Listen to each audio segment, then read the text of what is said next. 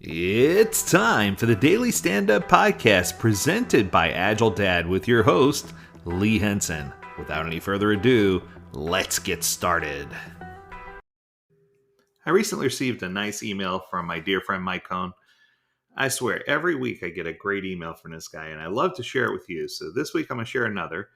This one's called Backlog Items When the Product is Still Undefined. I get many ideas for tips, the questions people ask me in class or on calls. I do the same thing, Mike. And in learning a real life question for this week's, leaning in on a real life question from this week's tip of the week. So someone asked, we're working on an integration project, building out 3 APIs. We don't have proper user stories, and we're just figuring it out as we go. But it makes it hard to gauge progress. Is there a way we can still write user stories while we continue to figure things out? If you have a lot of open issues, one of the ways to structure a product backlog is to pull those questions onto the product backlog. So this is interesting because this is a concept that I introduced, oh my gosh, probably 6 or 7 years ago. And the concept was that every single item in your backlog is a story.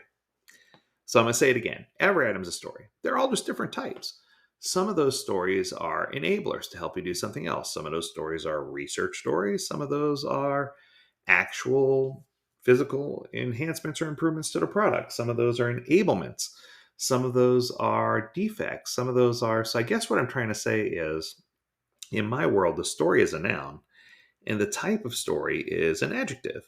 And if you use that type of analogy, it makes this a whole lot easier because you can definitely have a type of story that's an issue or a type of story that's a question, and you can definitely get those questions answered.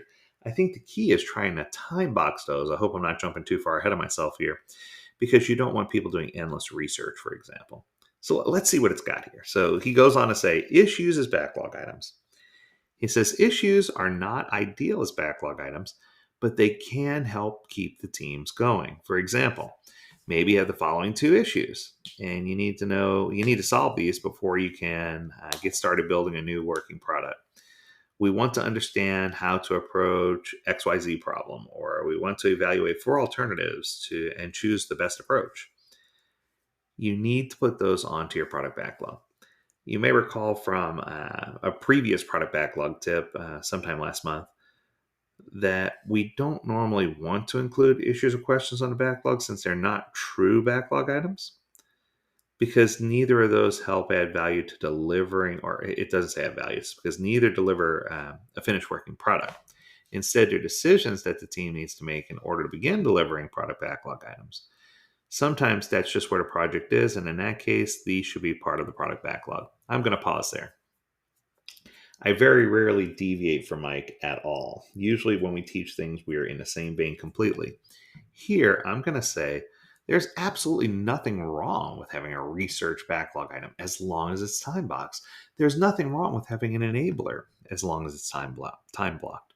I think that as long as you time box things and you say, hey, we're not going to spend more than this amount of time, whatever answer you come back with in that amount of time, that is the correct answer. Whatever it is, it is. What will be, will be. And I think that if you use that approach, it's going to make life a whole lot easier for everybody involved. This way, you're not trying to decide, does it go in the backlog? Does it not go in the backlog? What do I do? What shouldn't I do? What should I include? What should I not include? This way, it's not just a series of questions and people questioning what belongs and what doesn't belong. In my world, if you're trying to decide, your default should be, let's put it in a backlog. And if it doesn't belong, we can always take it out. I would say, putting items in a backlog doesn't really hurt anything.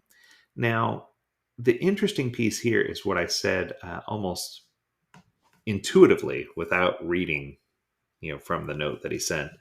And that was, it's important to put these items in because these items do indeed add value. So while they're not necessarily contributing to building the final product, they 110% add value. So if you can dictate and say, okay, these items add value, they belong in the backlog. Even if that value is not contributing directly to the working product deliverable, it's still adding value in the form of knowledge value. So there's customer value, knowledge value, business value, strategic value, and technical value. As long as you can determine those and understand those, then it makes it easy for you to determine whether something adds value or not. So try though as soon as you can to think of ways to turn issues into stories that do result in some piece of working product. I agree with that. In other words, reframe the issues and questions as user stories about building things that test the hypothesis, which is exactly where I just went. For example, the best way I found to validate decisions is to build things. If I'm trying to figure out architecture, I like to build things that prove that architecture is valid. A small build has two advantages. You're delivering something of value, and you're using the work that you've created to make better decisions, create better solutions. So you're building on what you've learned. So it's best to know that what you're building is going to provide value immediately. But even if not, it's okay. Don't be discouraged from writing stories that help you get to the point where you're adding value, because I think that's what really makes the difference. So, building working product increments as part of evaluating options and making decisions is definitely something that's going to help you succeed with Agile. So, Mike, once again, wonderful email. Glad we got to talk about it. If you have a topic that you want us to discuss, feel free to reach out to us. Learn more at agiledad.com. We'd love to hear from you. As always, we encourage you to stay healthy, stay well, and stay agile, my friends. Until next time, do take care.